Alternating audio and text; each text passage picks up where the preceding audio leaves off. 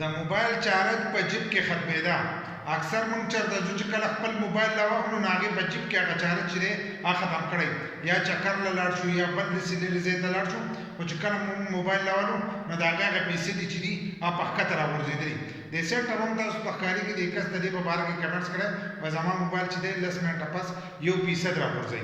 نو که تاسو استعمالوئ هغه 1% راغورځوي یا 2% راغورځوي نو هغه خو نارمل دی. خو کله چې ستاسو په جیب کې پروت دی او 2% راغورځوي نو په دې باندې څه چالو یې درنه لکه ستاسو دا موبایل خو تاسو ته بند ښکارېږي، تاسو په جیب کې ایښودی خو دی ستاسو په جیب کې هم چلیږي نو د هغې د وجې نه دی دا 2% راغورځوي. چې کله دی بلې نو دی بیا 2% نه راغورځوي زر زر لکه راغورځوي خو د وخت سره راغورځوي. کله نوټیفیکیشن راشي یا میسج راشي یا ټلیفون راشي نو د هغې سره 2% راغورځوي. خو چې بند ستاسو په جیب کې پروت دي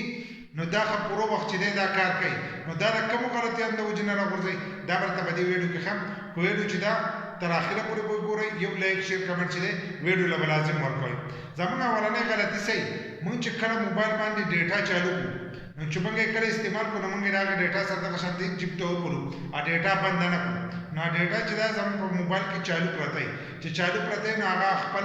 سرچینګ کوي بار بار د هغې د وجې نه چې دی زموږ موبایل خپلې پیسې دي چې دی راغورځوي. دغه شانتې وای فای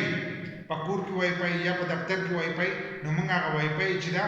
هغه له ځان سره دغه شان چالو پرېږدو نو چې موږ په لاره ځو په هر کور کې په هر ځای کې وای فایګانې لکه کله چې تاسو کله په خپل موبایل کولاو کوئ وای فای پې کولاو کوئ نو تاسو ته هغه وای فای راوړي چې په دې ځای کې دا وای فایګانې چې دي دا موجود دي نو هغه دغه شانتې سرچینګ کوي. د دې سرچینګ د وجې نه چې دی هم هغه خپل پیسې دي چې دی راغورځوي. دغه شانتې بلوټوت اکثر موږ بلوټوت چې دی دا هم کولاو کړی یا بلوټوت باندې خبرې کوو یا هسې هغه بلوټوت چې دی زموږ په موبایل کې هغه آپشن چې دی دا کولاوي نو د دې د وجې نه چې دی هم ستاسو موبایل چې دی هغه پیسې دي راغورځوي. تاسو هلته خپل موبایل چې دی بند کړی تاسو وایئ دا بند دی دا زموږ په جیب کې پروت دی خو دی خپل سرچینګ چې دی بار بار کوي نو په دې باندې چې دی الریډي زموږ ویډیو په یوټیوب چینل کې موجود ده. که تاسو د هغه آپشن نه بند کړئ خو دا لاندې په سیټینګ کې چې دی هم چالي که چا هغه ویډیو نه کتل نو هغه ویډیو هم کته شي د هغه ځای نه تاسو هم د آپشنونه چې دی بندولی شئ. دغه شانتې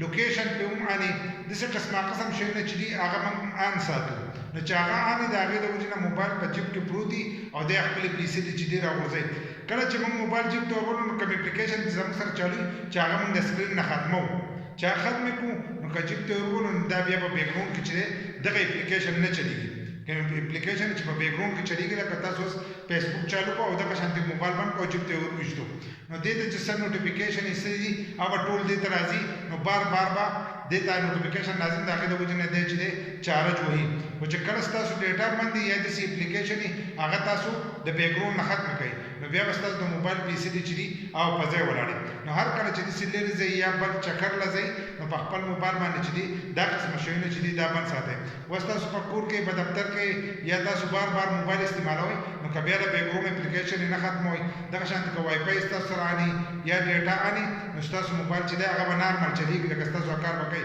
خو که تاسو لرې ځئ تاسو وایئ چې موږ موبایل به جیب ته ورولو او دا به موږ له د پوره ځای پورې کار وکړي نو داسې چېرته نه شي کولی دا به بار بار سرچینګ کوي او ستاسو د موبایل پیسې دي چې دي دا به ښکته راغورځېږي. نو په دې طریقه باندې تاسو د خپل موبایل پیسې دي کم چارج چې دی هغه په کنټرول کې ساتلی شئ.